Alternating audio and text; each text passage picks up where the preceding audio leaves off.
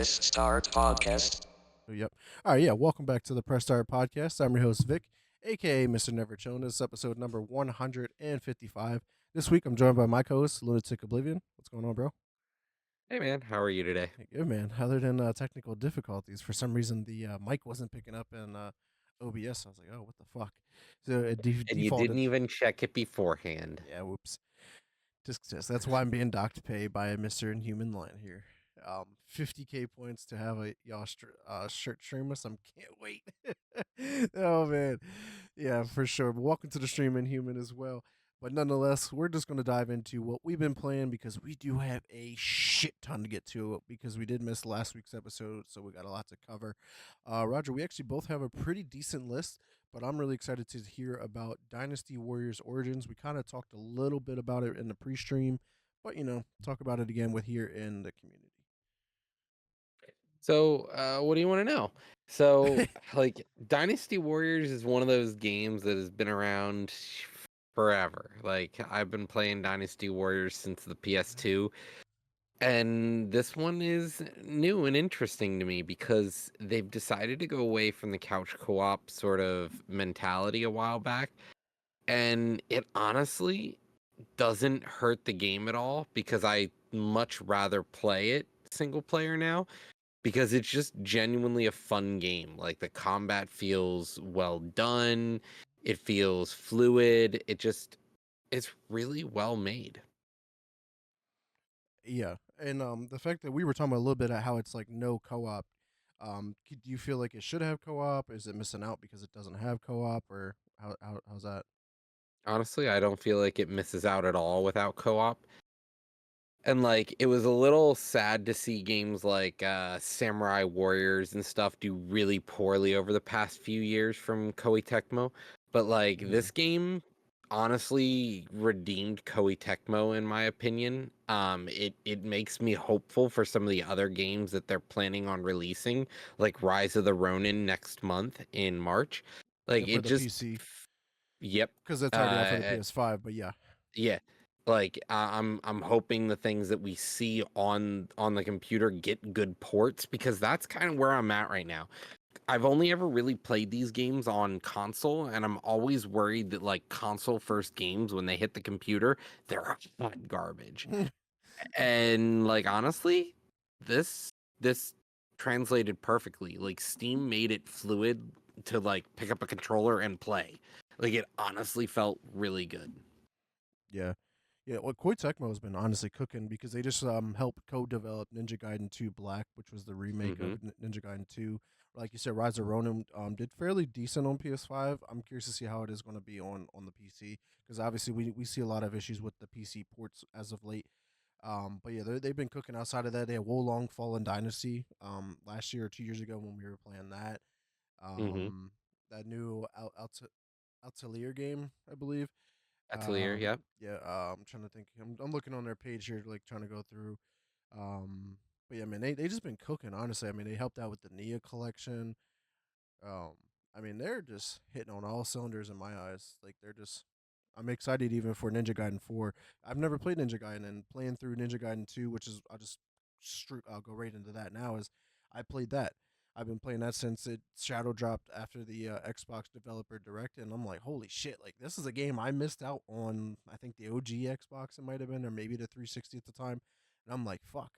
But I'm glad that hey, it's another game that I missed that I'm getting to play at a much better state than it ever has been. So it's like it kind of works out for me in the end.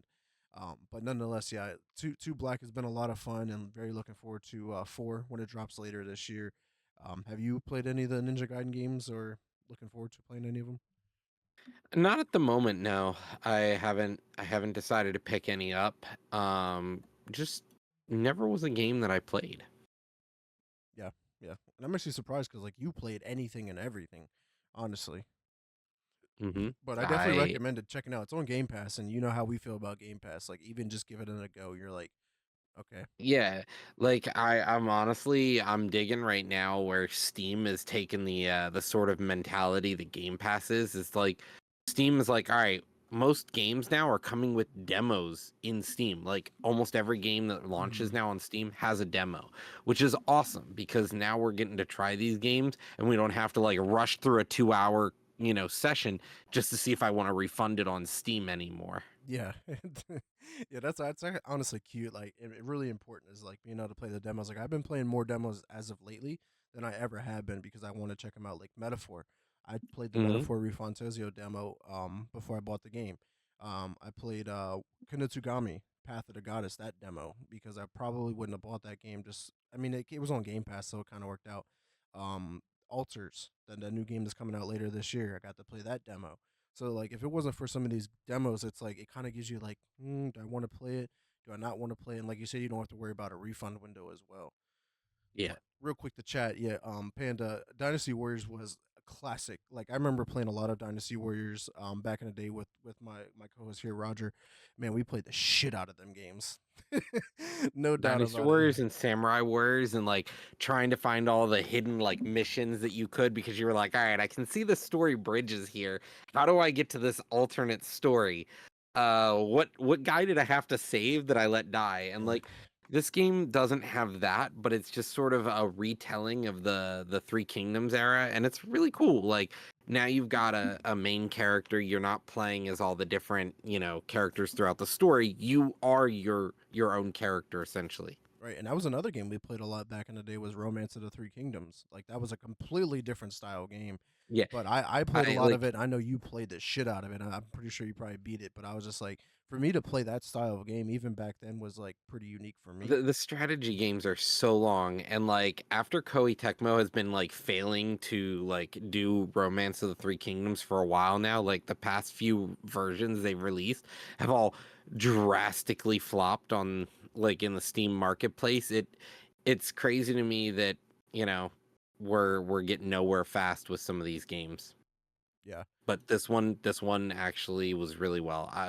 I'm glad I spent the $69 on it. Like it plays well. Right. Yeah, because like when it first dropped, all the reviews were coming out, and it was like 8 out of 10 stuff like that. And I sent it to you, but we were like, yeah, it doesn't have co-op, so I don't know if I really want to buy it. But looks like you took it on the head, and you're like, it was worth the Play the dollars. demo. Yeah, play the. There you go. You played the Play the demo. fucking demo. Just play the demo, and there you are. And then yeah, just real quick again, the chat. Inhuman Fallen Dynasty. Yeah, came out a very interesting time. It came out in March of 2023. I can't remember what other games released, but like March is always such a weird time frame for video games. I don't know why, but it definitely feels like a really weird one.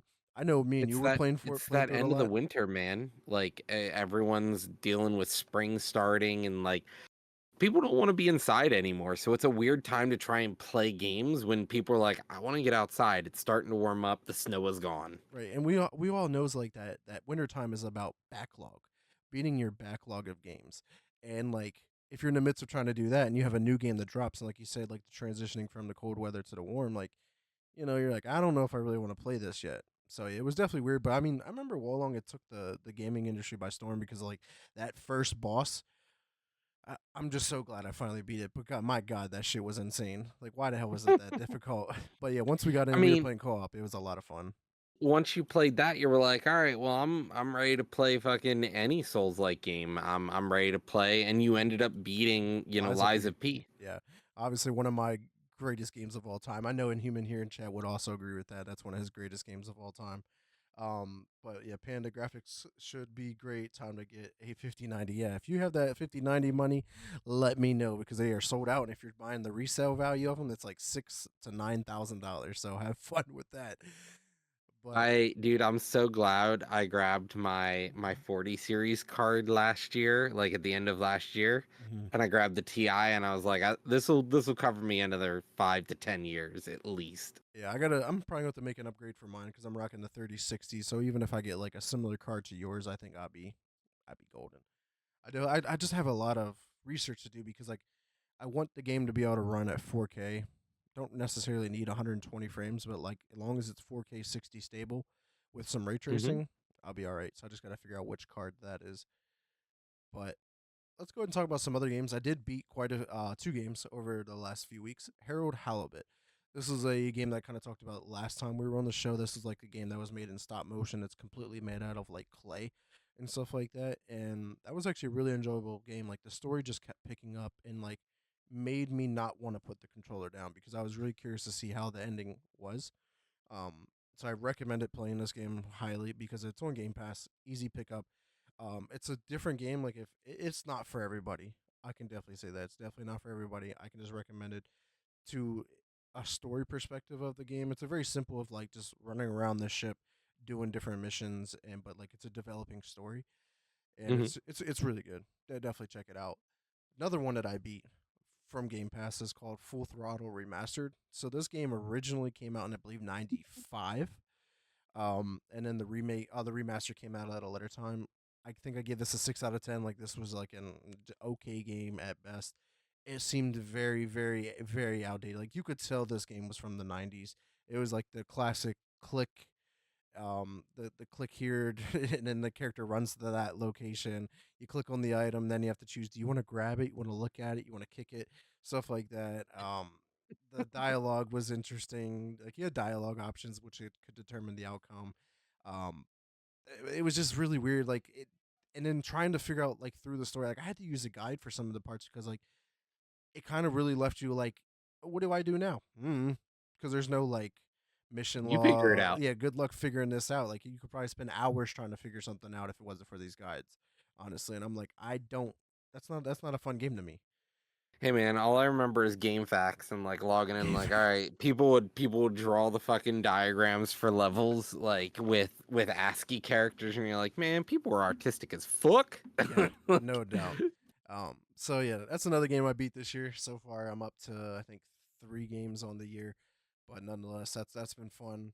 But Roger, let's talk about a game. I was scrolling through on Xbox. You can see like community updates, and you can see like when people get achievements. And I noticed that you got an achievement for playing Aliens: Dark Descent.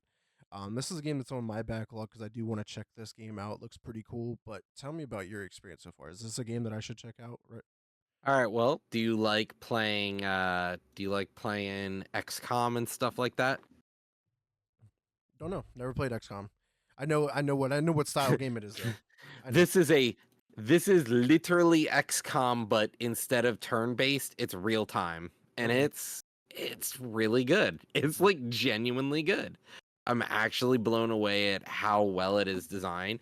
And the game doesn't lend itself well to telling you the strategy for the game. Hmm. Like out the gate, they don't really tell you that the plan is to keep your fucking mouth shut, don't make noise, and walk quietly, and also drop as many of your radars as you can, so that as you're going, you're like, okay, they Hmm. don't know where I'm at. They don't know where I'm at. And then like you use it and you're like, okay, you hit the radar on the other side of the map and all the aliens, you watch them on your mini map just run across as your motion detectors like beep beep beep beep beep and all of them and they all go running after the thing that's like self-destructing on the other side of the map and you're like, all right, We're good. now I'm gonna move, go, go, go.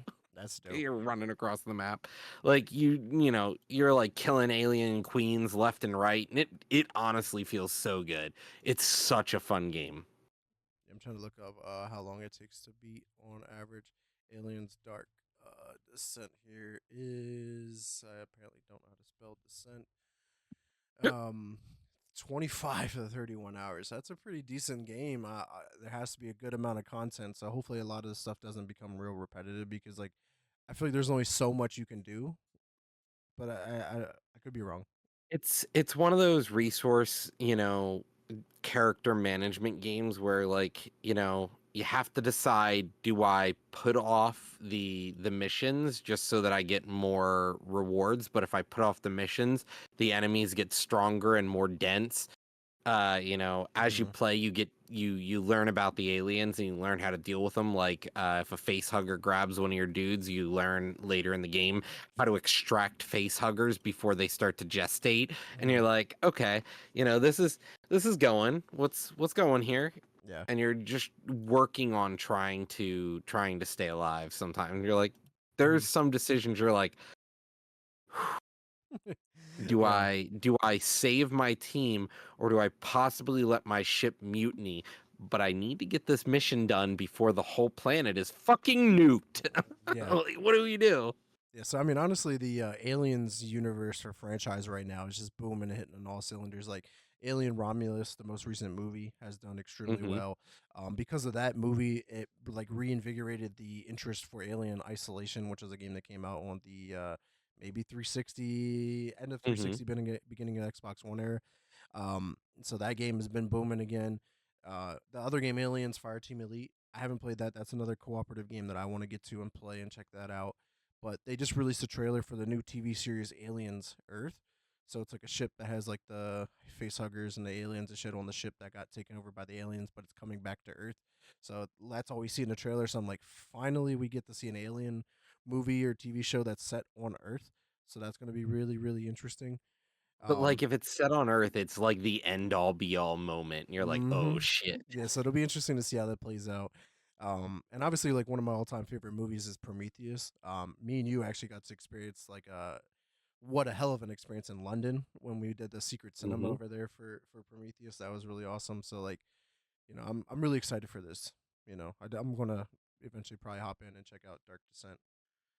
But nonetheless, let's talk about a game that you actually beat. Heroes of Hammer Watch 2. This is a game that you beat. What was this game about? I know nothing about it, so give us the rundown. Yeah, honestly, I was sitting on Steam and Steam's like, hey, I got some recommendations for you. And I was like, all right, shoot. And Steam's like, how about you try this game? And I was like, all right. And I took a look and I was like, this looks interesting. And Jordan's like, try it. So we popped in together and we ended up beating the game together. We just couldn't put it down. Like she's like, "You want to keep playing?" I'm like, "Yeah." "Do you want to keep playing?" "Yeah." "All right, let's keep playing. This is That's dope. fun."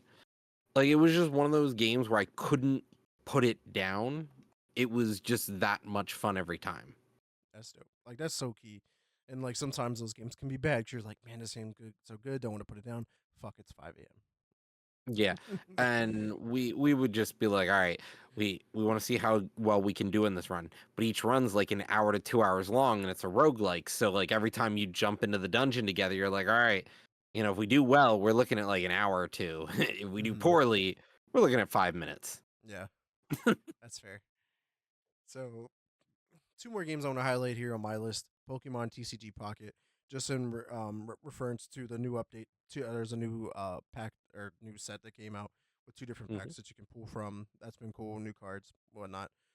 New challenges, new events, and they just keep adding that. And the only big problem is like they added trading, but like there's a lot of uproar behind the Oh, the trading. trading is horrible. It's very greedy. I And I agree. Oh my god. Yeah, it's like, oh, you have to dust your tradable items just to be able to trade good shit. And it's like, oh, you want to trade this really rare item or this really rare card? Cool, it's going to take you like 5 or 10 of those same style of cards or tier of rarity Mhm. broken down just so you get the trading currency. And you're like, what the fuck? Why do I even try? Right. Yeah. So hopefully they can fix that and listen to the community. Doubt it because they're making millions and millions of dollars right now.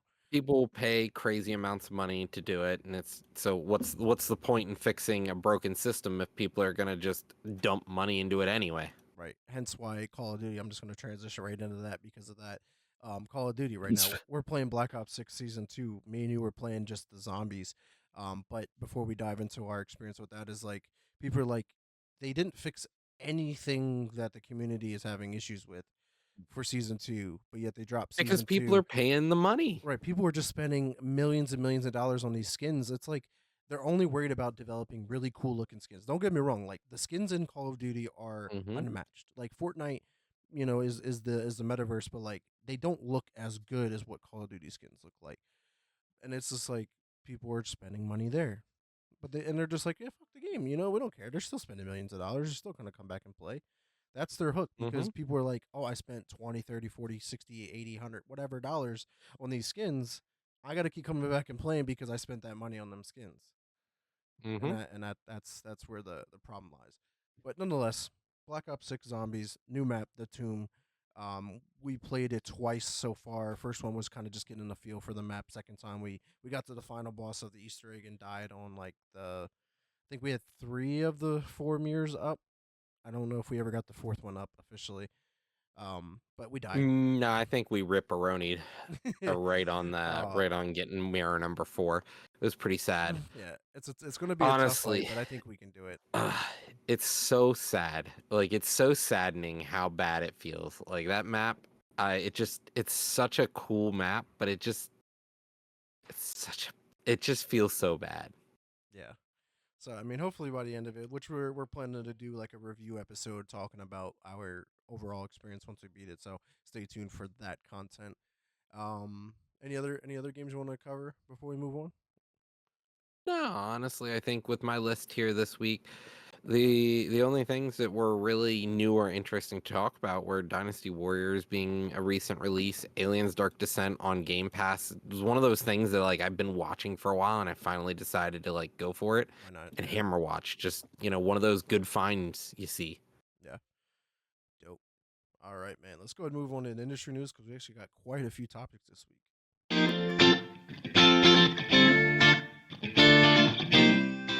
All right, man. Kicking it off with one of the most interesting ones is Microsoft financial earnings came out for their quarter two. And it says Xbox revenue fell 7%, while the hardware is down 29%. I don't even know why we even worry about their hardware sales anymore because they're not worried about Yeah. hardware sales. Like, this is an Xbox, that's an Xbox, this is not an Xbox, we know. But, like, that's their whole thing. They don't Mm-hmm. care if you're buying an Xbox per se. They want you to, they don't mind if you buy it, but they know They you're going figured to, it out. yeah, they know They that figured out the business model. you're gonna play on PC, you're gonna play on your phone, you're gonna play on your tablets, you're gonna get those handheld PCs. You're still playing Xbox. If you buy a PlayStation, guess what? Our games are coming to PlayStation, which we're gonna talk If about a you're little bit later. playing World of Warcraft, you're playing Xbox. Yeah, like they're winning across the board. But what I really wanted to highlight is everyone was like, "Oh no, Xbox, there's everything's down. They're negative and this and that." But they still generated $6.6 billion of gaming revenue. Yeah. Right? Mm-hmm. That's still a pretty significant number. It can be down 7%. That's fine and dandy. And I'm just arguing from my perspective because What does it even do? Like it's not that much money at all. it's driving me crazy because the narrative, right? Like the whole like the Xbox tax, I feel like can be real some days because Xbox is at $6.6 billion in revenue, and they're like, oh, they're failing. Xbox might close. Xbox might cease to exist. They might get out of the hardware. I don't think so. Like But like I PlayStation over I here don't had hear a that anywhere. they had a $6.4 billion in revenue, and they're like, "Oh, they're doing so good, there, man. They're so great, blah blah blah." And I'm like, they made less than Xbox did, but somehow Xbox is bad and PlayStation is good. Like, I can't figure that part out. Maybe you have more of an insight because I just can't fathom the idea on how they pick one over the other like that.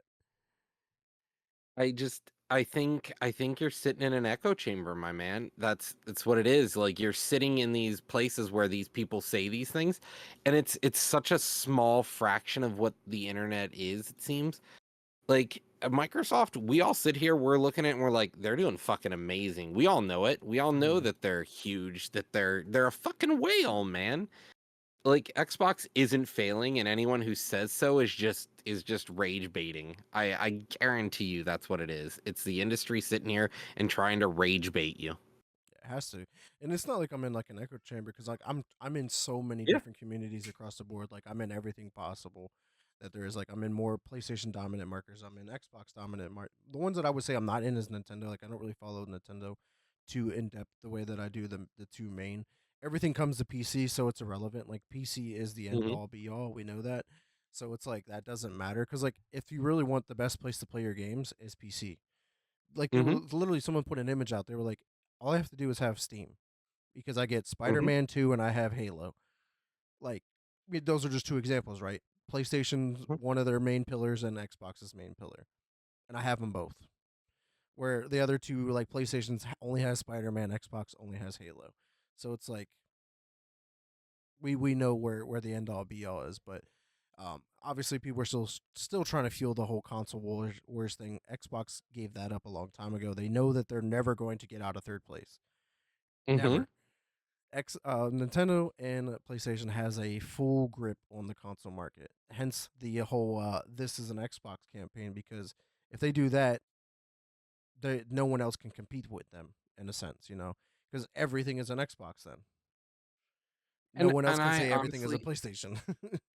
like and the thing is like Microsoft, we all know this. It's just I think Microsoft almost almost is trying to make themselves sound like the underdog because it or people are trying to make them sound like an underdog because they're not. They are definitely not. They're number one in the market. Like they are the biggest fish in the pond. It's just all they're failing to compete with is Tencent, really, because that has literally the control and monopoly on the mobile and the Asia market. Mhm. And uh, like we're honestly like it's almost feels like, we're comparing apples to oranges here. Like, yeah, they're both fruit, but they're definitely not even in the same category. Like, yeah, they're in the Mhm. same category, but they're completely different things. It's not like, two types of apples here. Right. Like Microsoft is just worlds ahead of most of the rest of the industry because of what they do. Yeah, I just And we think know that this. I think probably the issue is that Microsoft's communication and their execution style is terrible. Like we know that they step on Beyond terrible. they step on rakes left and right. They're like, "Oh, we did this." Whack. Hit themselves in the Why did face we and do they're like, that? "Fuck." Like they do that Yeah. over and over and over and over again. So it makes them all of the great things that Xbox and Microsoft does, it just gets washed away because of how many rakes they end up stepping on because of and it, like Now just that's something I can agree with. listening to the interviews, like Phil Spencer says one thing, Matt Booty says another thing, Natia Sadella says another thing, Sarah Bond says another thing. And it's like you guys are supposed to be on the same page, but you guys are saying completely different things. Which one is Yep. Yeah, and like we're sitting here and they're like it's good for the industry and then they do these horrible things for the industry and you're like, it? "Did you just fucking lie to Pretty me?" much. Like what the fuck? Yeah. Yeah. It's just it feels bad lately. It just feels bad. Microsoft seems to just have a terrible direction half the time and I don't get it. Yeah. I genuinely don't get why they're so like just Take the Xbox One for instance, right? When yeah. it first came out, and it was like always on the digital marketplace, having the Connect, like the DR, like everything that they were trying to implement, the industry was like, "What are you doing? That's wrong. That's bad. No one's going to do it." Fast forward 10 years later, here we are. They're Everyone's ahead. doing it. Yeah, like they're so far ahead of the market, but it's like they're communicating it like and how they execute it and force it upon Yeah. everybody all at once at the same like at any given They're moment not is bad. convincing. That's the problem. Like they're like, "Here we have this great idea." Okay, explain the great idea. I don't think I can. Right. Like obviously we Why? know cloud gaming is going to be the future. We see it. And Mhm. but they're trying to make it so like that is the future right now and it's not. And like that's like another thing that they're like kind of ahead of the game in too. Like they're just trying to I don't know. This And is the future. Is it? Like yeah, the world's like, is it? But I, we can probably see that it is. Like we already know that mhm. most people do a lot of gaming here, if they get cloud and the internet infrastructure to like a good scenario, it could be the future. It's just there are Mhm. still delays with latency issues and the stable internet. At least here in the United States, is not great at all. Like I can cloud game here in my house and have no issues. I go to work and try to do cloud gaming on my breaks. What's cloud gaming? It's not going to work. I promise you. So yeah, but yeah, I mean, I just want to give shout out, even though Xbox is down per se, that they're doing just fine. But Yeah, they're definitely not down. It's just I feel like they're trying to pull the wool over our eyes. Like we know they're ahead, we know they're winning, we can see they're winning. Yeah, their profits are down, but that's also shareholders going, "You're not making enough money. Fire more people." right, it's It, because it's it's almost a way to prove why they let all these people go. Mhm. No, I was listening to Oh, someone's podcast. They were talking about they were like, Xbox is doing just fine. The issue is that Xbox used to kind of just be like a side project to Microsoft, and it wasn't sitting at the big boy table. Now it's yeah. at the big boy table, and they just spent $70 billion on Activision Blizzard, and now the shareholders are hmm like, "Hey, Xbox, we need that money I back. need money. Yeah, we need return on investment now." Yeah, So I think that's the issue. it's the nature of the beast, and I think it's just a way for shareholders and other shit to like pull the wool over our eyes why they're firing everyone and their mom. But let's talk about pulling the wool over our eyes and, and money and just how the consumer is getting fucked. Let's talk about tariffs here. So Mexico tariffs could lead to fewer physical game releases and an increase in software prices. Based on an article written by VGC, there's a problem with disc-based games get made. So because they have to come in through certain markets, we're going to find that those markets now having tariffs on them mean that it's going to cost us more to play the games we want to play. So if you're and digital isn't going to somehow be excluded because we know that they're going to use this as an excuse for, well, I'm sorry, prices went up. We have to charge you more, clearly, I never understood why digital copies cost the same amount as physical. Never because understood they it. can, Probably. because people will still buy it. Yeah, I'm trying to read here more in the article. So yeah, I guess a lot of the infrastructure for like physical copies is based in Mexico. Hmm. And with the It's raising of cheaper. 25% tariffs could obviously raise the cost significantly. But it says if disc-based games do get made, the analyst said he expects increased prices for both physical and digital titles, which is crazy to me. Like, Hmm. I don't know. It's because people won't stop buying games just because they cost more. Yeah, but in the grand scheme of things, games back in the day were actually more expensive. They used to be like closer to $100 a game. Now Hmm. they were 60. Now they're $70 a game, brand new. So, and they've been kind of the same price for such a long time. And it's a rumor right now circulating that GTA 6 could introduce video games being priced at $100 again. Hope not, but if they Yeah, do it, you that's going guess to just who's open the not buying floodgates. GTA then? Right. But you're going to be one out of very few in their grand scheme Yeah. because I know that there's going to be millions and millions and millions upon people going to buy this game, whether it's $100, $60, $200, doesn't matter. People are buying this game. Hmm. So I think that's going to be the problem because like if GTA 6 can do it, why can't I? But Consumers are gonna spend themselves into a hole. yeah, circling back to the tariffs. Hopefully the tariffs don't have too big of an impact and this stuff can work out. But this will be just like a ongoing thing that we follow over the next at least 4 years, and we'll see how that goes.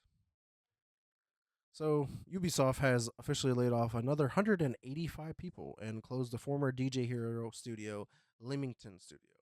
So another sad news here. This is just I think continue the whole restructuring of the business to be bought. I think that's all Let that is at Let's this be point. honest. When's the last time DJ Hero did anything?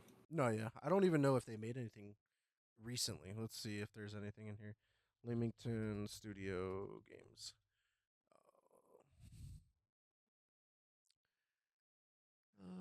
It's been quite some time. Oh wow, they helped out with Skull and Bones and Star Wars Outlaws and Avatar Bye Frontier. bye. Oh So they shit. really just became like a support studio after DJ Hero 2. Like they helped out with Guitar Hero. They actually helped out with Call of Duty Online and Infinite Warfare. The Tom Clancy's The Division 1 and 2, Far Cry 5, and then all those other They games I mentioned. tried. Yeah, so they became a support studio, unfortunately, because no one wanted DJ Hero anymore for some reason. Don't know why. Yeah. I mean, it was never as good as Guitar Hero I or was being Rock Band. sarcastic, but yeah. like, let's be honest But even here. that, like, I'm curious of like why Activision and Blizzard just like we're not going to make any more Guitar Hero games, and I forget who developed Rock Band, but it's like I why mean, the reason is Call of Duty costs too much money, and like the other games just don't make enough. Rock Band was Harmonix. Yeah, that's right. I couldn't remember. And actually, I think that studio is long gone already too. But yeah, Hmm. sad to see, man. But we got an interesting topic here. What's going on with Elon Musk? Yeah. So turns out terms of service are only for poor people. Elon Musk admitted to account boosting finally for his account in Path of Exile and Diablo 4, and in doing so, he should be banned. Yeah, But he's any Elon average Joe Musk. Schmo. Yeah, Yeah. they're not going to ban Elon Musk, you know, like he's you know, he'll go after them, and they're just small people, especially now that Elon Musk has, you know, is shadow president. His shadow president. I love it. He's in charge of the Doge. Yeah, the Doge. It makes me so mad they named it something stupid like that, but here we are. The dog. All right. Well, let's talk about something more fun. Sony. Yeah. They had a corporate shakeup. So we have three big changes. Hiroki Totoki has been named the corporate CEO. Hideaki Nishino is named solo CEO of SIE. And then Herman Holst is named the CEO of the Studio Business Group. So maybe we will see. And we've been saying this for a while now, but probably nothing will come of it. But maybe we'll see a new direction and a new, you know, some changes, something better to come out of Sony, some forward movement, Yeah, or maybe hopefully. they'll just shit the bed again. I don't know. Yeah, it's like ever since Jim Ryan retired, it's like Sony was like, "What do we do with CEO? We're just gonna try stuff here for a few weeks. Nah, not working. Let's try it again. You tried? Nope, not it. Keep going. Like, and it's just like, It's a rotating it's a rotating catalog of superheroes here, yeah, and they're all not very and the thing super. is like they're just moving the same people around to different positions and putting them in Hmm. charge of different things. They're like, we really like you, but you're just not good at this part. We need you to be good at this part. And Try again, and then just kicks them out. yes, I mean, I I'm never for let's hope a team fails in any sense, and I really want PlayStation to get back on track. Um, and hopefully these shakeups can make it happen because going to 12 live service games was not the answer. Glad they canceled most of them, but that's a lot of development time, a lot of development costs that you just wasted on making a Hmm. new genuine experience. So it's going to be a while until we see a lot of PlayStation games starting to get going, you know. We had PlayStation has always had so many good games, and they Mm-hmm. really shit the bed. Honestly, it just it feels bad to see that they had so many opportunities with first party studios, and then they were like, but live service is like a virtual ATM. And we're like, no, it isn't. Not at all. Weirdly enough, nobody thinks that.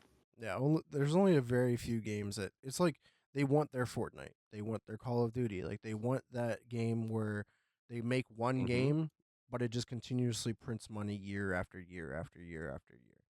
That's And why shit's like Skull and Bones and stuff like that. yeah, and also part of the issue is like Sony took a huge hit when Xbox bought Activision Blizzard because they lost all of that revenue that they were getting from Call of Duty. That marketing deal that they had with Activision Blizzard, that was a lot of money. That was a lot of money that was fueling their single player games that they just Hmm. poof, gone up in smoke. And I understand why Jim Ryan was trying to sabotage it and do what he was doing. Hmm. You know, you can't blame him from trying to defend his business in a sense, but it's like, Yeah, it's gonna ruin Sony, and Microsoft knew that, yeah, and and here we are. yeah, now we're seeing the repercussions of it. But hopefully Sony can get back on track. And I mean, honestly, this whole generation has been miserable for both consoles. Like Xbox Series consoles and the PlayStation 5 has just been a very unmemorable generation of gaming.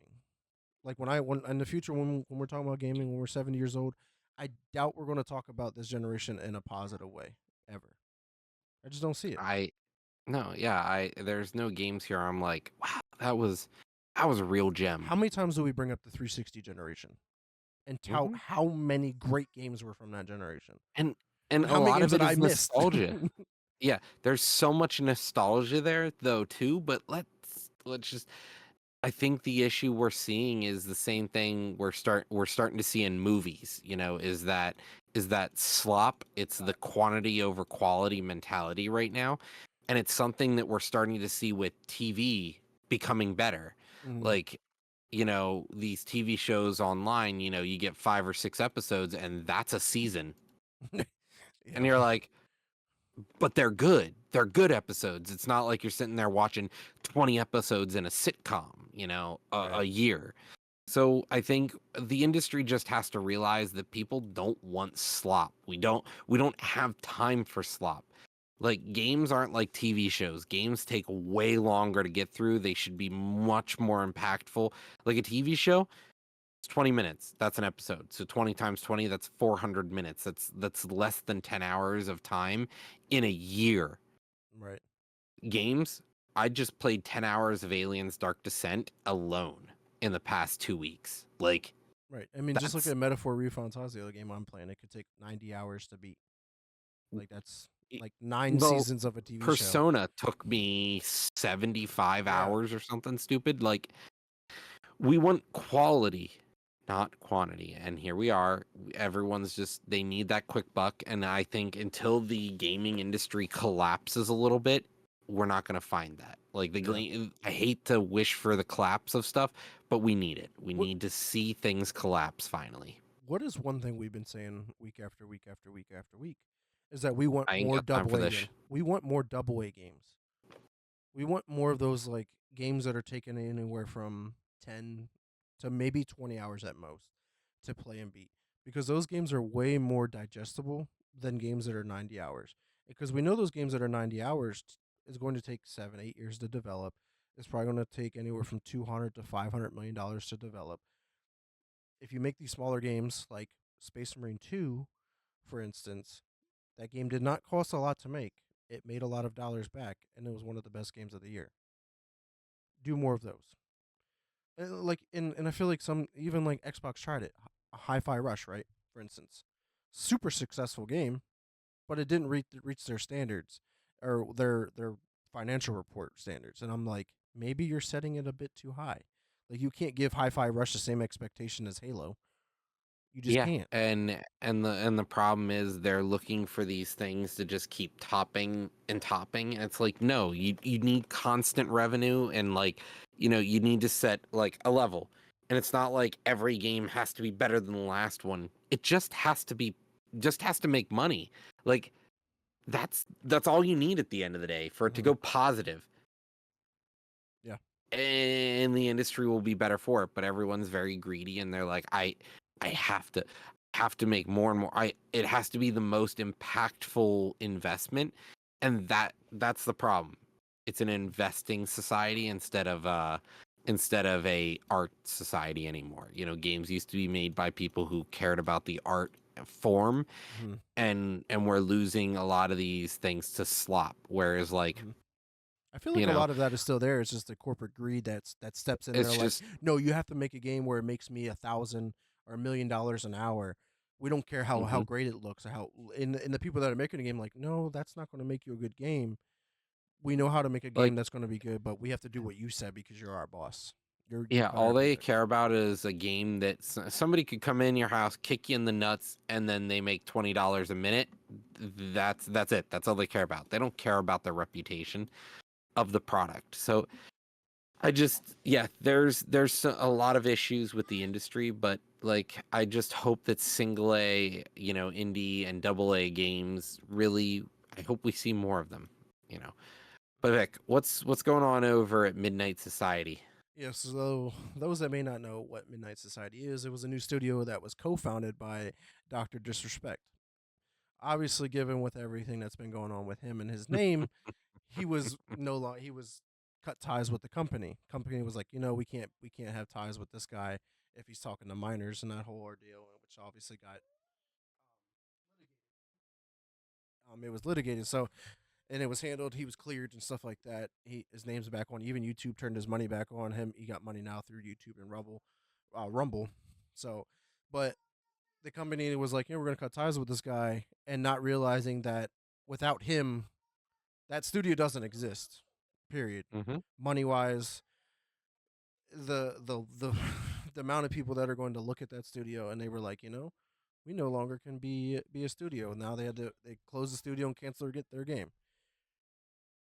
Well, it was It's a a very live service game anyway, so yeah. I'm sure it was like everyone was chasing that bag without a doubt.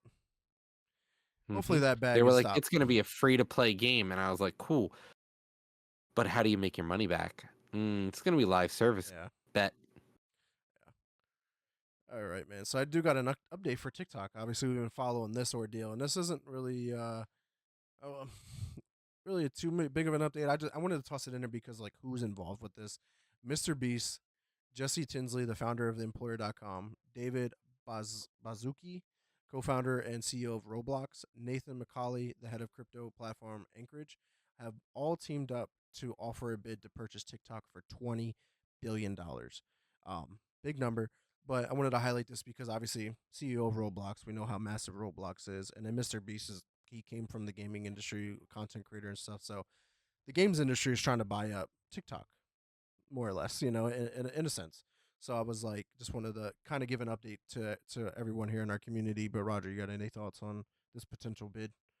Would you like Mm-mm. them or would you prefer Microsoft? Because I know Microsoft is also in the running for it. I have no preference, but if Microsoft gets it, it's just another thing. Like Microsoft is, between Microsoft, Google, Apple, and a bunch of these other companies, it just there's too much going on. There's Yeah, there's there's too many big hands and stuff, and we're kind of they're they're we're almost too big. monopolizing. Yeah, They're cannibalizing and monopolizing the digital industry, and it's not gonna be good in the end. yeah, because like we can't forget, like Microsoft bought Skype. They have Teams. They have Microsoft Office. They have Windows. They have Xbox. Like Azure. Azure, Like they have, yeah. they have so many different things that they've like either bought up or created and whatnot. So, um, I don't know if I'm a fan of Microsoft buying it. I don't want to because I feel like that would impact even the Xbox portion of the company. But I'm Yep. really interested to see this group here buy it just because of the different backgrounds in regards to it. And I just really hope that whoever does buy TikTok has the best interests of everybody in mind because when TikTok went away there for like 12 hours or whatever it was, like less than that, obviously the entire country was on fire. Like, oh no, I can't use Every, TikTok. What do everyone I do? starts looking at, all of the Chinese Communist Party apps, and it's Yeah, nutty. Like, but just to give you an idea, like the new Communist Party AI that dropped, deep sea. the one with DeepSeek, thank Hmm. you, the one with the whale icon. Yep, it absolutely tanked Yeah, Nvidia. somebody asked about somebody asked it about the president that looks like Winnie the Pooh, and Deep Sync starts researching real quick and goes, yes, based on your query it sounds like you're talking about, and it starts writing this whole thing, and it says about the president, the Chinese president, and then it says, sorry, could not find any information on this topic. And you're like, oh, it's spooky to me how quickly, we don't we don't talk about how, China can really curate the thoughts and opinions. Like, Hmm. how truly susceptible are Americans to Chinese espionage Hmm. and like information warfare? Are we? Like, think Yeah, about truly all the things that could happen on TikTok that may or may not already be happening. Like, right. it's one of those things where it's like, yeah, I see the downside. I see a huge downside, but an American company owning it is just as a problem.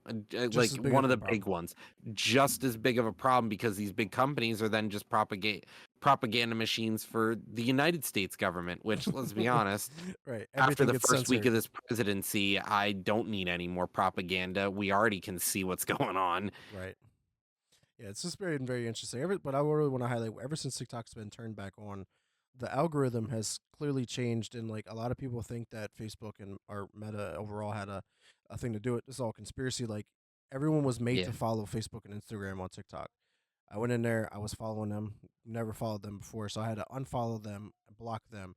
Then my algorithm went back to normal. So like there's something going on that it's not the same as what it was before the shutdown. So I'm hmm really curious to see what's going on, but they definitely got to keep what's the people in mind because TikTok has been a great platform because it's never been censored in any way, shape, or form. Obviously, you can't put fucking naked pictures and shit like that up there, but like you see the news for what it is. You see stuff in real time. You see the people on the front lines dealing with their different things. Like watching a lot of these airplane crashes, I've been able to see stuff firsthand, like people that are right there. It just it's right there. Stuff that you won't really see on the news. The news will show you the far away stuff. The we can't show you this today ordeal or just lie about it. Well, here's a little clip. No, I'm gonna see the whole video. Stuff like that. So we'll see. We'll definitely continue to cover TikTok because obviously it has a really big impact in the games industry. But we'll see how that goes. But Roger, you dropped this article in there from Japan.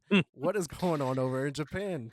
Okay, so Japan is now starting to censor the adult game industry, and I thought it was just crazy. I saw this article on what was it? PC Gamer. Yeah, PC Gamer reports that Japanese banks are now blocking Steam payments to video game companies that have ever developed an adult game. So, like, if they develop a AAA or AA or single A adult game that goes outside the country, they are now blocking payments. So people are making these things, whatever your opinion may be on that industry, it's just an extension of the porn industry.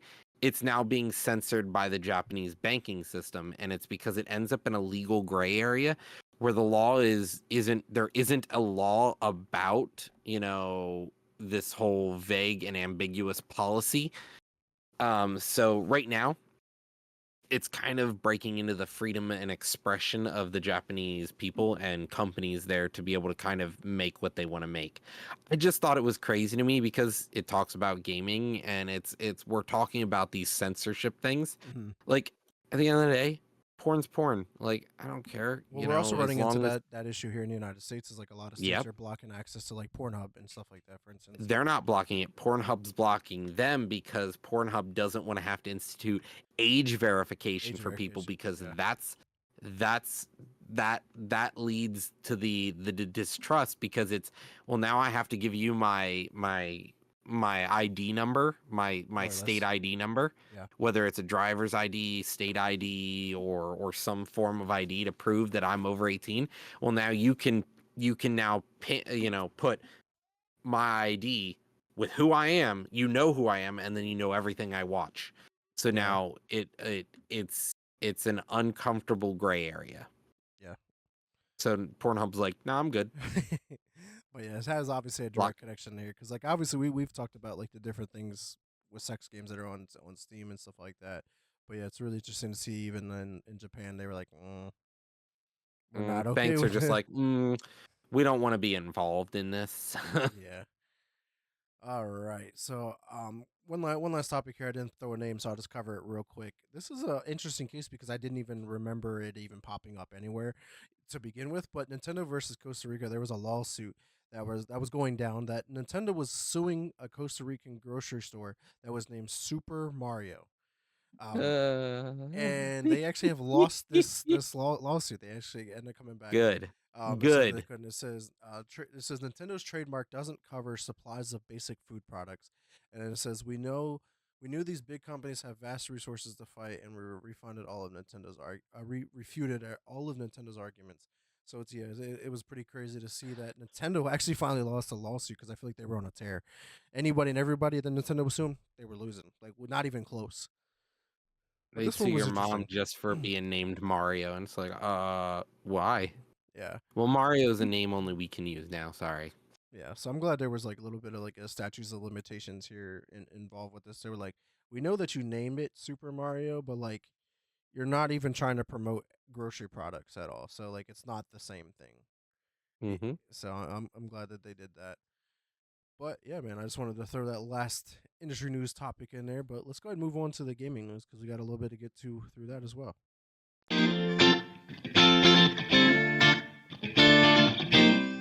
All right, man. Kicking it off as we always do with some Xbox related news, man. They were busy from games to services to software to hardware. So for games, Call of Duty Season 2 is available now. Usually we kind of go over everything that is released and covered, but kind of do like a silent protest in a way is that we're just going to announce that it's available and not go over everything because it does not deserve our time right now. Other than Zombies has been fun. The Zombie team deserves all the recognition in the world because they are finally doing and getting what they always deserve. Like every past couple years with zombies, they kind of been like the last thought. They wasn't coming out every season because they weren't really wanting to invest time in it or money. So I'm glad that they're finally getting their what they deserve because It's the zombie team has it's been really goaded from the beginning. and it's free. Yeah, Like it's literally one of those things where it's like I'm just playing the game, and they're like, here is free content. right. Like It's we're already not free because trying to it's on Game sell you Pass, anything. and now it's free content. Yeah, win-win. Mm-hmm. And because neither one of us are buying skins. Yeah. This is not DLC. It's a win. Yeah. It's a win. So next game here is Gears of War E-Day. So it's the upcoming prequel to the overall franchise of Gears of War. Um, some news came out saying that it is being developed by or co-developed by People Can Fly. People who are not familiar with these guys, they actually made Gears of War Judgment back in the day, but they also helped co-develop Gears of War 1, 2, and 3. I don't know if they helped with 4 and 5 specifically, but then their recent game Outriders, which had a lot of Gears energy in it, so that was there, but it was pretty cool to see that they're also involved with this game and helping the coalition with E Day. All right, Roger.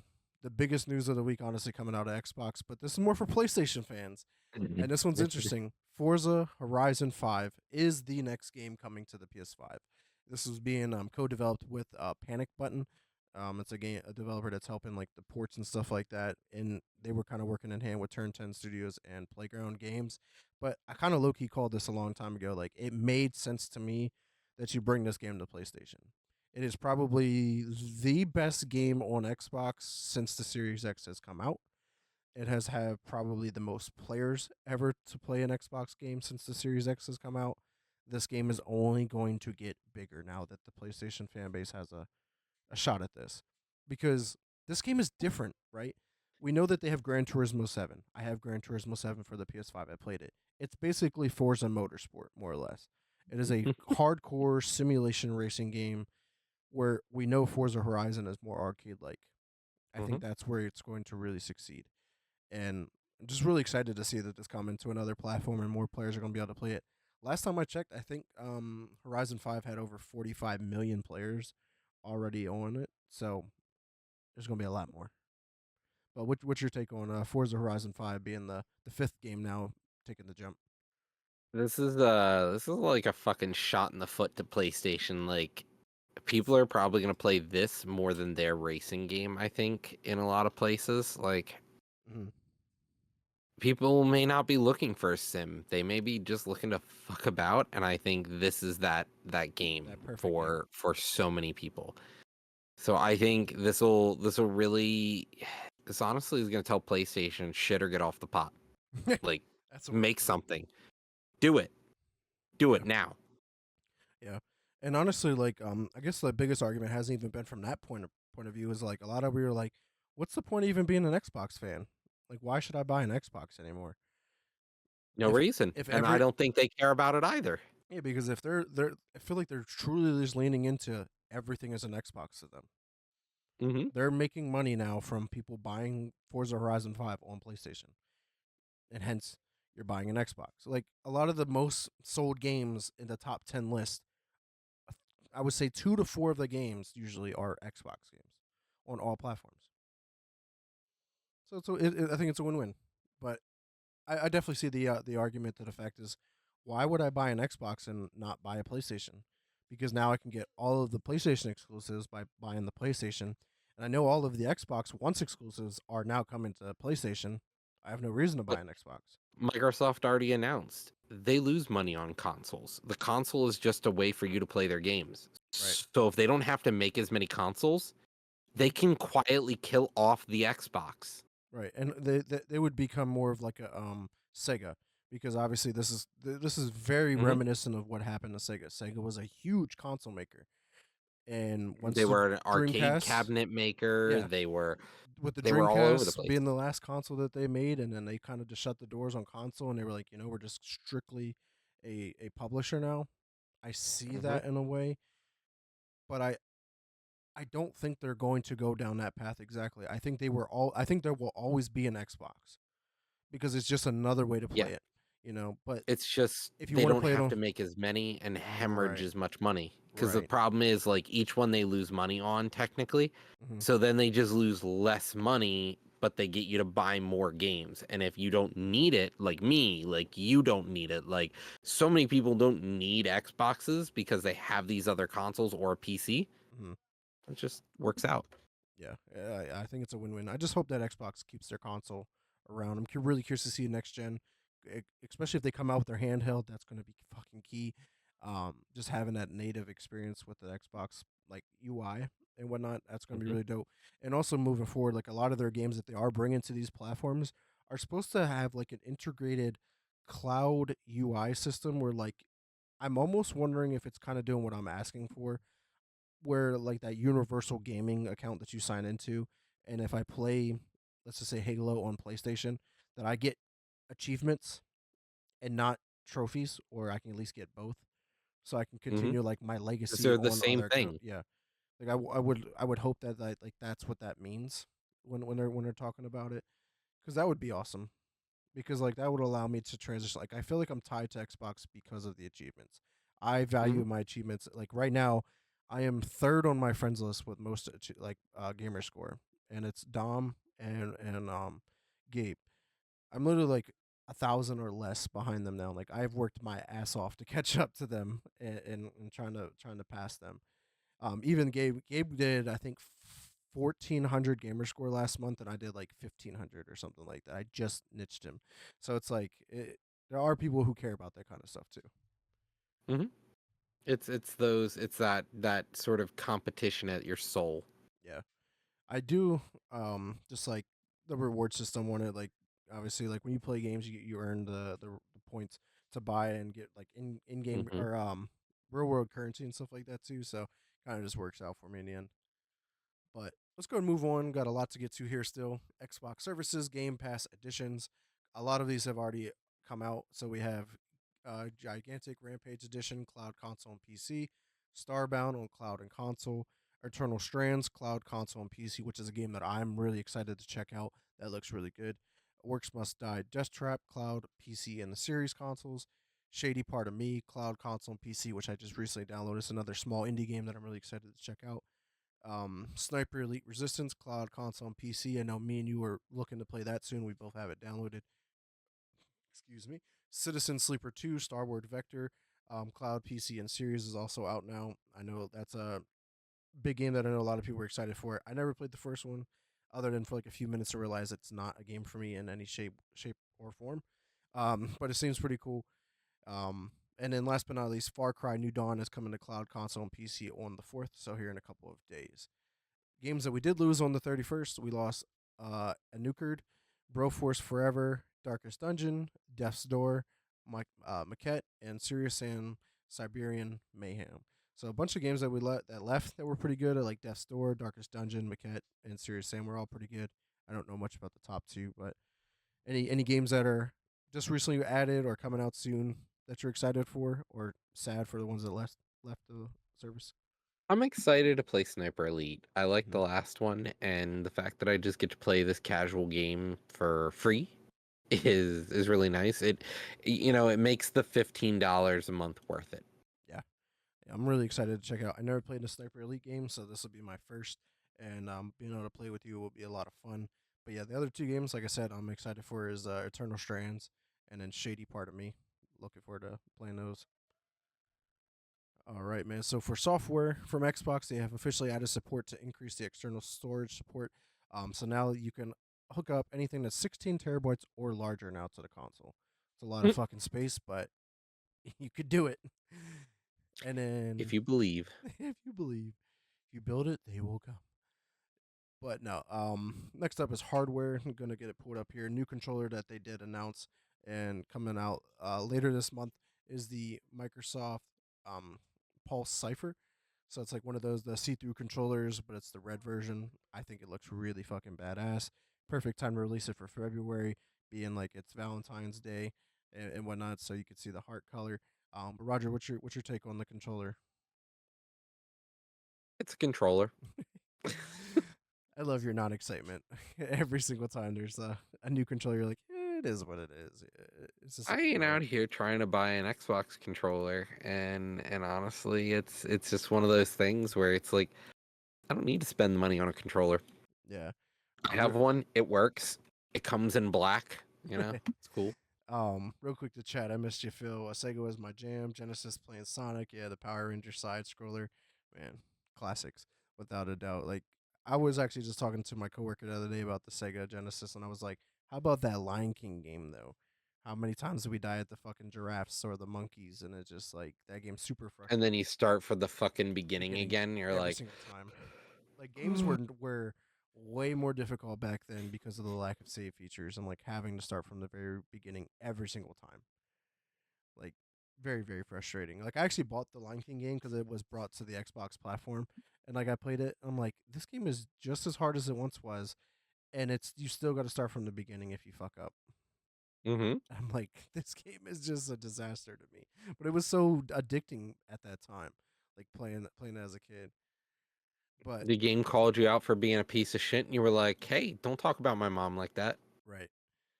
So another hardware here that was announced. This is another one of those collaborations that you can only win via a sweepstakes.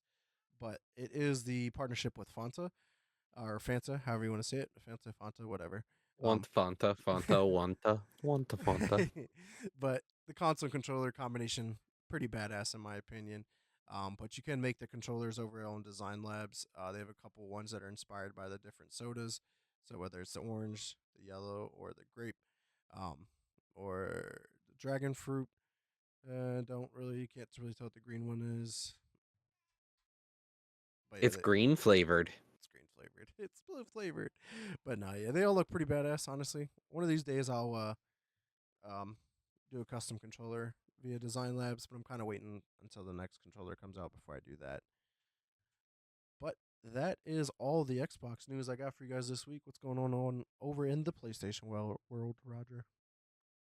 So, PlayStation, we got some news. So, they've announced that they plan to shift away from offering PS4 games through the PS Plus and focus on PS5 titles only now, which is interesting. So, our PS Plus games, when you get your free games, we're now looking at getting, not just free shit that we're like, oh, this is off-brand title from the last series, but like actually a title that is for the console that you're Actually actively playing. playing on. Yeah. And if you're still stuck on a PS4 and using PS Plus, I'm sorry. But like the rest of us shouldn't be hindered by the fact that you haven't moved forward. Like there's just really not anything being developed for the PS4 anymore. So like it's just one of those things where it feels like the value is not there and Right. people are just dragging it. Yeah. That was kind of like when Xbox was doing like the Xbox games of gold, Hmm. and they phased out doing the 360 games part of it, and they just wanted to focus on the Xbox One or the Series ones. So that's pretty dope.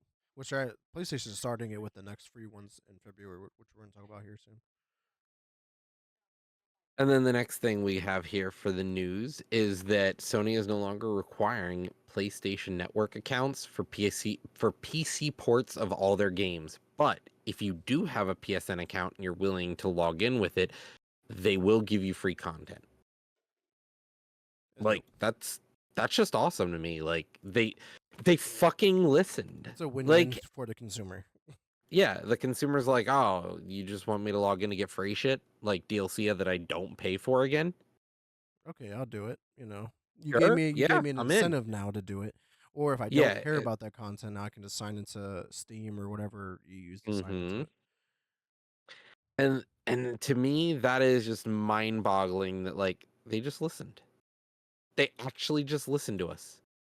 Why can't anyone else listen to the consumer sometimes here? Like they started canceling their live service games. Like, is this a new era for Sony? Yeah, where they actually start to listen. Like are they here for the consumer or are they just here to fuck us? Like, no, I'm genuinely interested to see what happens with Sony over the next few years. Because if they truly do listen to the consumers, they could give Microsoft a run for their money again. Yeah, Because they aren't now. that's fair. All right, so the next thing we have coming out of the Sony world here is games. Destiny 2 announces Heresy launches on February 4th. So real close, right around the corner. So the Dreadnought has returned, and people will be able to return to the ship on the 4th. Yeah, it's pretty dope because like the Dreadnought was like during like from the Destiny 1 era when like the The Fable Dark Hive King or ship, whatever. yeah, it was like the throne world for Oryx himself. Yep. So that was pretty dope. Got the content put up here from the PlayStation blog. What I'm really excited for, not going to make me hop into Destiny 2, but was the Star Wars collaboration. Hmm. Like these skins look pretty badass. You get like the Dark Trooper, the regular Stormtrooper, and then the like the Palpatine guards or whatever the hell they're called. I forget what they're called. But yeah, I was like, yeah, pretty badass. My man will simp for Star Wars, clearly. I love Star Wars without a doubt. I mean, I have two Star Wars mugs above me right now here, and I got Star Wars all through the house. But yeah, Alrighty. So the next thing coming out of PlayStation is their services. So we got 3 new PS Plus games for February. Pac-Man World Repack, garbage. We got Payday 3, garbage. We got High on Life. Interesting. What an interesting choice. Day late and a dollar short, but a really interesting choice to choose, like an actual quality game. yeah. High on Life, I love that fucking game. I recommend playing that game for anybody. I mean, you haven't beaten it, but we quote one of the famous characters from the game was "Let's do it." Like Let's do it. we quote that shit all the time. Like it's the gun. His name is Let's Do It, and he just says Let's do it. The whole fuck well, the end of the game because that's when you get him. Like honestly, the game had just as much brain rot as the TV show, and we loved it for it. Yeah, definitely a fun game. I'm really excited for what's next for that because they did say that they were working on like another game in the series. But yeah, Payday 3. I think it kind of missed the mark. Everyone has kind of flocked back to Payday 2 because the game Well, just Payday does. 3, had a horrible model in it too. So like Mhm. it just didn't do the game any justice. It didn't do it right. Yeah, I literally actually just bought this game for like $5 and got the physical copy. It's sitting on a shelf that just adding to the collection. It'll collect dust. It's actually not going to probably ever get unwrapped. It'll be in a plastic wrap forever and ever. But yeah, Pac-Man World Repack. You know, Sometimes it, you just got to take an L on the chest. yeah, I mean, like you're probably just hitting nostalgia, like for any Pac-Man fans, and like maybe they're trying to build off of the hype around at the Game Awards. I don't know if you saw it, but they have a new Pac-Man style game, but it's like real dark, and it's like almost like a Dark Souls game, and like you're playing as like this like warrior, and like Pac-Man is following you around as like your protector, but he's black, and like it's real dark. Like I don't know if you saw it. I'm gonna have to figure out. I forget the name of the game, but I was just like, man, what a thing. And like maybe they're just trying to build off the hype from around Pac-Man again, but I was like, yeah, I don't think I've ever thought about Pac-Man in any other capacity than what Pac-Man was. And they were like, here's an idea, and we're gonna run Like with it. we've had 3D Pac-Man games and shit like that for a long time, but like they weren't good. Yeah, the game is They called were Shadow Labyrinth. It's a secret and dark Pac-Man reimagining revealed. Let me see if I can get a trailer up real waka quick. waka. Shadow Labyrinth trailer. Yep, do it here live on screen. But yeah, when me and Scott were watching the Game Awards live, and this came on, and I was like, "What the fuck is this shit?" Right? You're looking at it. It just looks like a side scrolling game, and then you got this like yellow orb following you around. Didn't kind of pick up on it that it was Pac Man right away, but then it is. It's fucking. It's like literally like a Metroidvania dark Pac Man game. Like who would have thought like anyway like this would be a Pac Man game, right? Would you look at this and be like it's a Pac Man game? I mean, Or would have thought about this idea of ever seeing a Pac Man game like this? it's just it's you must eat. Yeah, yeah, I'd see it. It's really fucking interesting. It's just it's such a weird concept. Truly, truly weird. I have no other words for it than that. It's just gonna be a game that we'll have to wait and see and how it turns out Yeah. to be.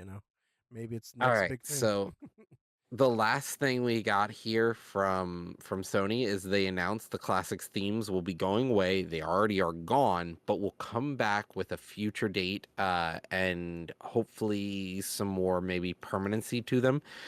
Sony was super excited to see the excitement from the player base, but I guess not excited and not super happy enough to like keep it. Cool. We glad you loved it. So we're gonna pull it now and then charge you for it later. I bet. I would not be surprised. Thanks. We're glad you loved it. It'll be $12.38 for one of them. One of them, or you can buy this 4-pack for $100. Yeah, right. Like, I can't. I can't. I don't know why Sometimes it's you just can't just like, leave them on. Like you just can't leave them available to everybody. Like not well, we take money said we're now. gonna remove them, so we have to remove them. Clearly. Yeah, sure. All right, I man. mean, I mean, go ahead. We can sit here and throw PlayStation down a rabbit hole for mishandling of themes. But let's talk about Ubisoft. The Division 2 is a game that just refuses to die because they just announced Battle for Brooklyn DLC and it is releasing later this year. And I'm like, man, like I just started playing Division 2 last year again, then I stopped playing it, and it's like, okay, I think I have a reason to play it now. let me grind through and make sure I'm ready for the DLC when that does drop because I love that like the whole universe is a lot of fun to me, and I really enjoy the Division 2, and I'm looking forward to the Division 3 and whatever else is in store for that franchise. But yeah, shout out to Ubisoft for, I guess, announcing something good for once. All right, Roger. Other developer or publisher on the other end here, EA. They have blamed Dragon Age Veilguard and EA FC 25 for underperformance. Mind you, EA FC 25, like all of their soccer games or FIFA games, have always been the biggest games ever in their portfolio, and it still is. But somehow they're blaming that game for overall It underperforming. just didn't carry all the other flops. Yeah, and I think that's definitely key to the problem because like Dragon Age Veilguard, they're like, yeah, it missed its mark by 50%. It still sold 1.5 million copies. That's a Hmm. lot of copies still. Like maybe you just set the forecast way too high. And like this game has been redone 3 times, like during its development, Mm-hmm. till it finally got here. And so I don't know if you saw the news today, that they laid off 100 employees. Yeah, Uh, BioWare's yeah. down to like 100 or less employees now, Hmm. which is insane because Hmm. they're working on Mass Effect 5 or whatever the next iteration is going to be called. But everything else is done. They're like, oh, failed. All right. Now we're only going to do BioWare for this one game that we know will succeed. Right. Yeah, hopefully. But most of what made those games great, those people aren't there anymore. So it's like, yeah, it's still maybe Mhm. the studio still maybe just called BioWare, but it's not BioWare at heart. I promise you. So, other things for EA on April 17th, it will be the end of an era. Basically, they're shutting down EA Origin, and this is like an app that's on the PC, and it's really because of Microsoft's fault because they will be ending support for 32-bit software, which is going to be the necessity to switch from Windows 10 to Windows 11, which is a 64-bit version. Um, so, if you still have 32-bit computers, you are still going to have to purchase newer PCs to play EA games because they will no longer be compatible on your computer. Um, so sucks for the consumer in a sense, but this is not necessarily EA's fault, other than I guess like not making a 64-bit version of this application or however this stuff works. Um, but yeah, Roger, you got any thoughts on EA Origins being shut down and all this? Nope. I do not. It's just EA, dude. I've said my piece about EA 100 times, and at this point, I'm just beating a dead horse. So we got a couple games to talk about. They have a bunch of updates, and you want to kick it off with Kingdom Come Deliverance 2 for us here? Yeah, so Kingdom Come Deliverance 2, a game that was mostly just like a single player experience that was like a nice story, had a nice good length. It's not The out yet. next one, Oh, okay. the next one, Kingdom Come Deliverance 2 is looking to be a longer running game. They want to add seasonal passes, DLC, paid and free, all this stuff after post launch to explore different stories as your character goes to do different things throughout the world. It's little over the top, honestly. I think we're gonna see a flop of a game because everyone seems to dream too big here, and they're like, how can we make more money? And it's like, why not just make a good game and then go make another game? Mm-hmm. Everyone wants to chase that bag, that live service model. Oh well, we already made this game, so let's just continue to try to make a bunch of money without paying a lot of money to make it. Yeah. Corporate greed, my friend. Corporate greed. So what about Frag Punk over here, Vic? Yeah, man. A game that I'm looking forward to is officially getting its release date for March 6th. And if you're playing it on Xbox, I think also if you play Game Pass on PC, you'll get access to exclusive Xbox rewards. So that's awesome. That's the upcoming like hero shooter. That's each round you play different cards. That's gonna completely alter the game. Like sometimes it can flip the map upside down. It can make heads big, like really big heads, or really small heads. Just different fun effects to the game. Literally, you can grow grass on the terrain and hide in it. Yep. It like completely changes the whole battlefield, and it's unique each round, each game.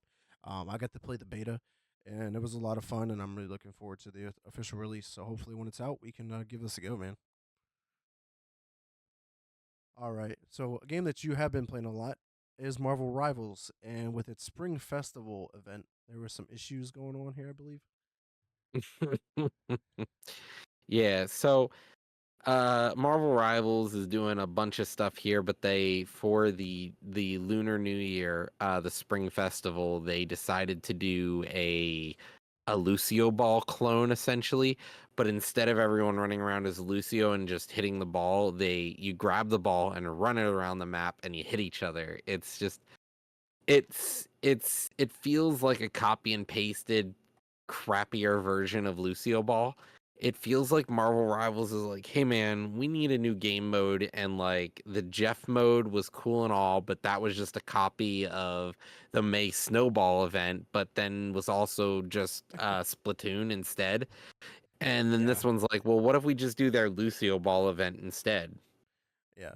They're It's trying like to you copy just everything Overwatch did, just because like they know that they are the they can do Overwatch it better. clone, and but they've been doing it phenomenally better, and they basically all but killed Overwatch 2 the rest of the way. Let's just bring all of their game modes they have in our game and just do it better, I think. Hmm. Yeah, so I haven't been able to give this a go, but have you checked out the new game mode? Yeah, I just have to do like one more objective and I'm done. Okay, cool.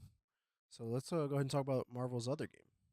Yeah, so I'm not sure why you gave me Marvel Snap. I never even played the game, but Marvel Snap got a new publisher. So now Skystone Games is the publisher for Marvel Snap, allowing it to evade the TikTok ban because of its parent company. Yeah, I'm glad that they were able to move on this relatively quickly, and find a new publisher, because like they were hit like blindsided by this, because they didn't know that they were even tagged along in this whole TikTok ban, and they were like, "Oh, we are? Well, we can't be associated with this. Bye bye."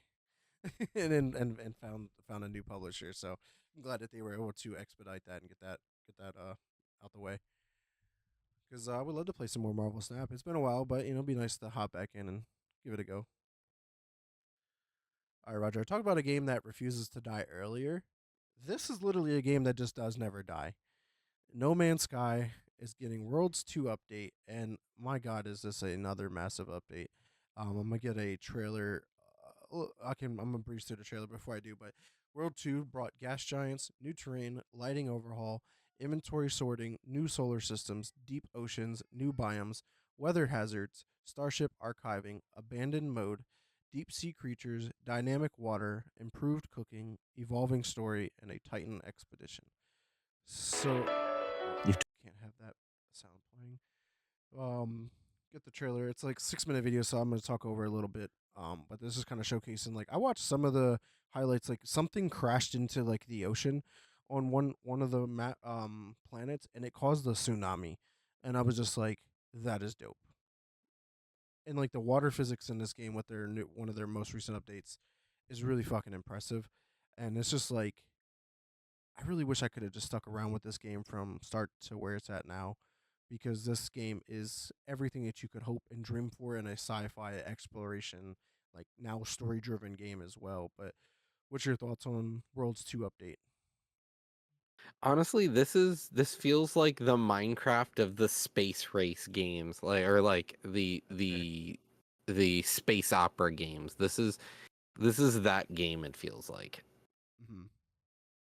Yeah, it's just a game that refuses to die. It's here for forever and ever. Obviously, we know that they're working on their other game, which is like No Man's Sky, but instead of like a sprawling universe, you're just on one planet, and it's like a ever expanding planet that's like never ending as well. So it's going to be really interesting to see how that plays out. So Minecraft. Yeah, got it. You got it, my friend. You got it. Didn't want to go there yet, but I'm sure they all they have to do is claim inspiration and they'll be all right. But yeah, man, No Man's Sky, it's a beautiful fucking game. I'm not going Hmm. to lie, like the vistas and the worlds and the creatures. I just love to see the development behind this. Like it's really, really, really fucking impressive. Like I feel like this is we talk about how Concord needs to be studied.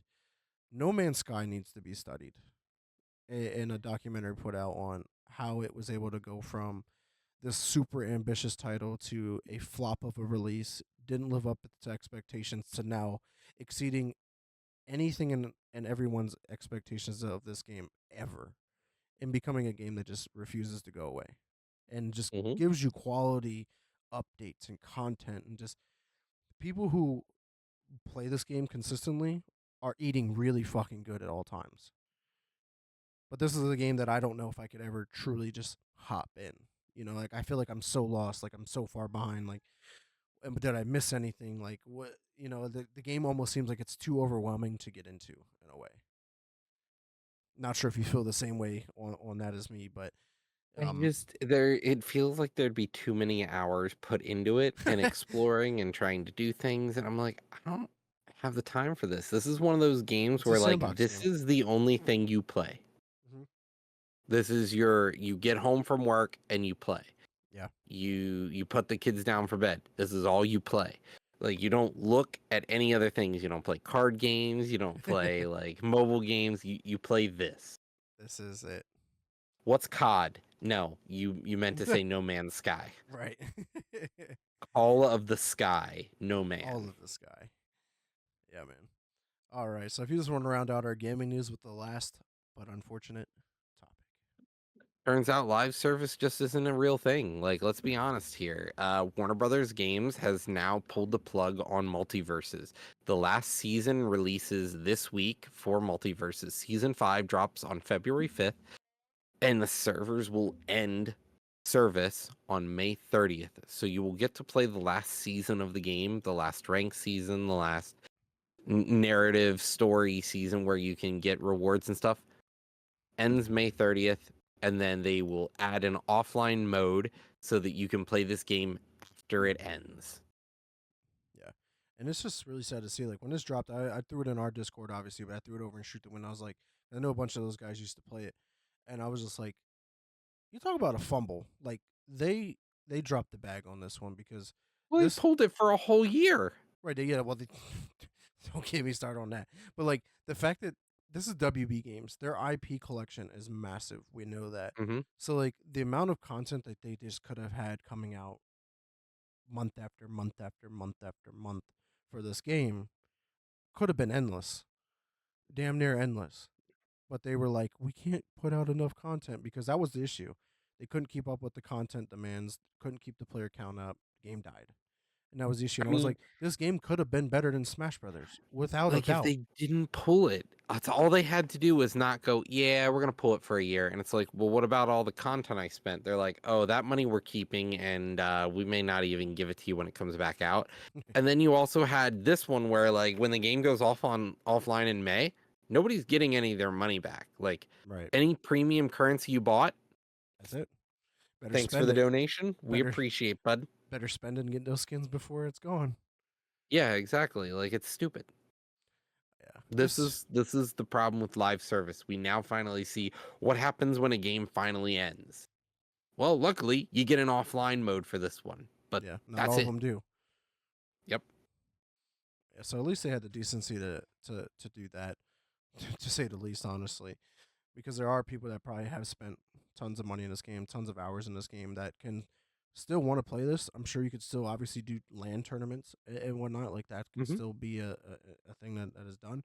Um, Like this could have easily replaced Smash Bros. Since Smash already ended their development for it because like that was it. No well, more they content. Nintendo pulled the Pro Circuit, and you can only have tournaments under 32 players now. Hmm. If a tournament's over 32 players, Nintendo will come in and break it up. Oh wow, Hmm. interesting. Yep. They killed the whole pro circuit for the game because they didn't want it to have a pro circuit. Even more of a reason why this game could have just been that game. Hmm. And then some. Exactly. Hate to see it, man. Hate to see it.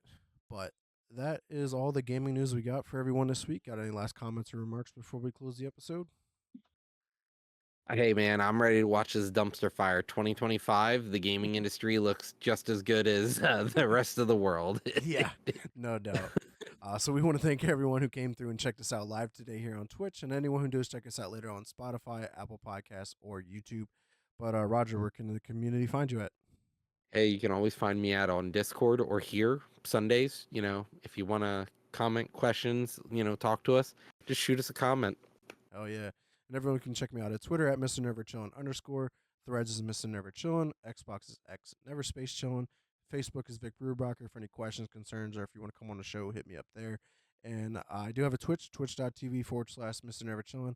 Have not streamed this year, but got to figure out what games I want to stream and if I want to stream at all. But make sure you drop a follow there, so stay tuned for that. And also be sure to follow us on all of our social medias for the Press Start podcast, because I drop a lot of content updates, new updates for games, release dates, new announcements that we may not cover here in the show live.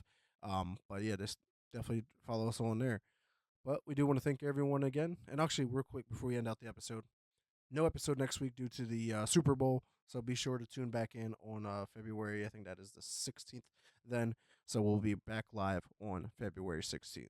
So, but without further ado, we want to thank everyone again. And until next week, peace.